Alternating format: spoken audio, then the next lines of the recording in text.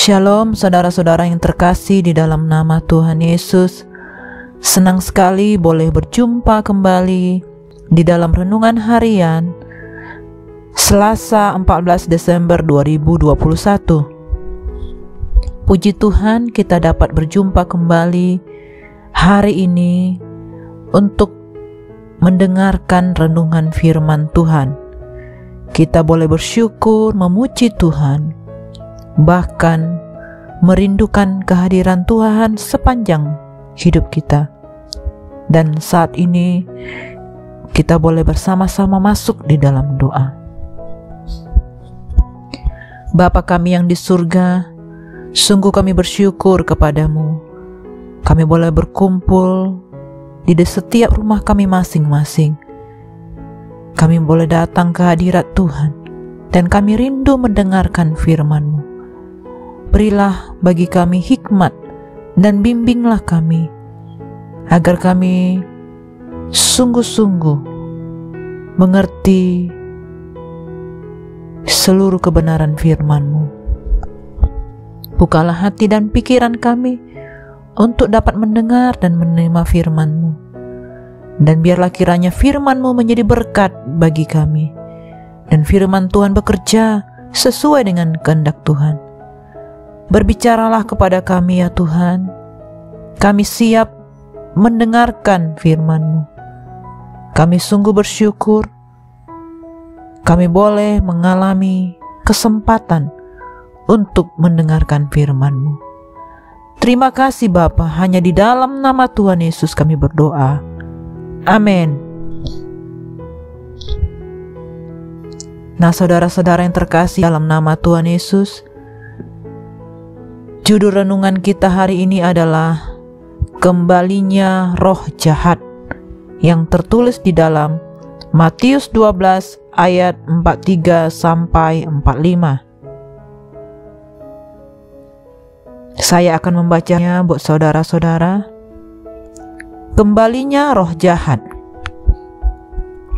Apabila roh jahat keluar dari manusia, ia pun mengembara ke tempat-tempat yang tandus mencari perhentian, tetapi ia tidak mendapatnya.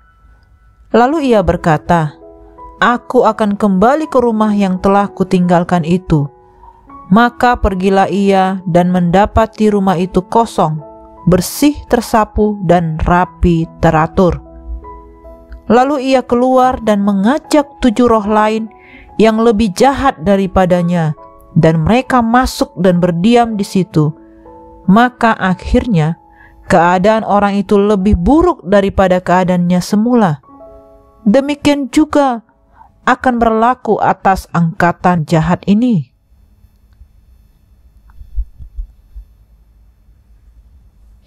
Hati bagaikan sebuah rumah yang sebaiknya tidak dibiarkan kosong. Sang pemilik rumah berhak menentukan siapa yang akan menjadi penghuni rumahnya, diri sendiri, orang lain, atau menjadikannya sarang binatang. Bagaimana keadaan rumah itu tergantung siapa yang menghuni rumah tersebut. Demikian pula dengan hati manusia. Tuhan Yesus menggarisbawahi bahwa seorang yang telah sembuh dari kerasukan setan tidak terjamin aman dari gangguan roh jahat selamanya. Karena ada kemungkinan roh-roh jahat akan kembali dan membuat keadaannya lebih parah dari sebelumnya. Apabila roh jahat kembali dan menilik, ternyata hati orang tersebut benar-benar kosong dan tak berpenghuni, maka roh-roh jahat akan kembali menjadi penghuninya. Ketika kembali, bukan hanya 1 roh jahat saja, tetapi lebih banyak, sehingga kekuasaannya lebih besar dari sebelumnya. Hanya roh Allah yang dapat membentengi diri seseorang dari serangan roh jahat. 1 roh jahat yang keluar dari manusia adalah gambaran perubahan mereka yang di luar saja. Memang rumah itu bersih tersapu dan rapi teratur, tapi dalamnya masih kosong, yang adalah kiasan dari penolakan mereka kepada Yesus untuk memasuki rumah jiwa iman mereka. Mereka sudah puas dengan agama Yahudi dengan segala peraturan-peraturannya untuk membersihkan kerohanian mereka. Yesus peringatkan bahwa keadaan mereka akan lebih buruk karena satu roh jahat yang sudah keluar itu. Yang artinya dengan perubahan luar semata akan kembali bersama 7 roh yang lebih jahat lagi memasuki rumah jiwa mereka. Tidak heran orang-orang Yahudi yang awalnya menyambut Yesus dengan sukacita karena mujizat, kesembuhan, dan tanda-tanda yang Yesus lakukan di tengah mereka, malah akhirnya menolak Yesus sebagai Mesias, Juru Selamat, dan menyalibkan Yesus. Tuhan Yesus berkata, demikian juga akan berlaku dengan atas angkatan yang jahat ini. Generasi yang jadi jahat kepada Yesus karena kerasukan 8 roh jahat. Dalam perumpamaan ini kita bisa juga belajar bahwa menurut Yesus, roh jahat itu suka mencari rumah yang kosong, bersih tersapu, dan rapi teratur. Rumah di sini adalah analogi atau kiasan dari manusia dengan jiwanya. Roh jahat ataupun roh najis ternyata tidak suka dengan tempat yang tandus, seperti padang gurun yang tidak berair tapi mencari rumah. Rumah ini adalah kiasan dari jiwa manusia.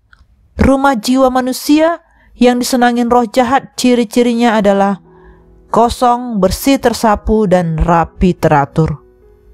Apakah jiwa saudara saat ini kosong, bersih tersapu, rapi teratur? Waspadalah, roh jahat senang untuk masuk ke tempat itu.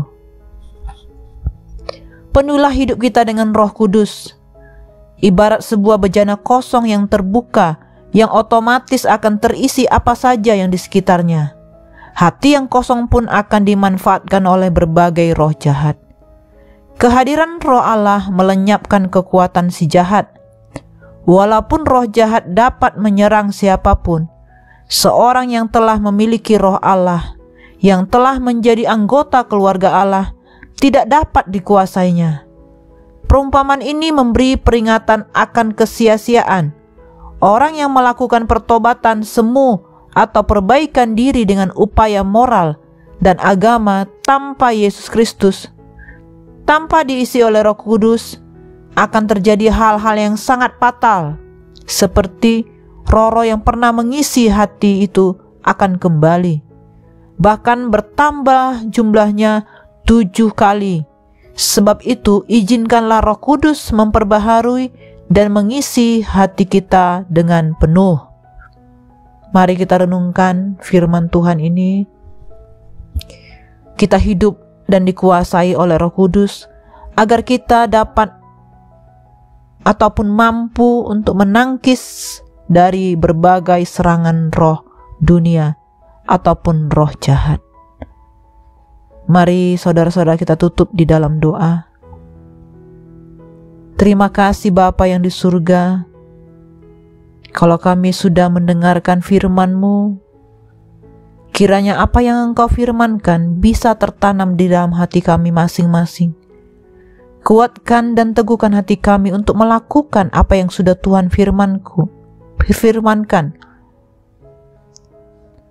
Biar seluruh perkataan-Mu menyegarkan jiwa kami, menghidupkan hati kami yang lemah lesu, dan membangkitkan harapan dan kasih kami.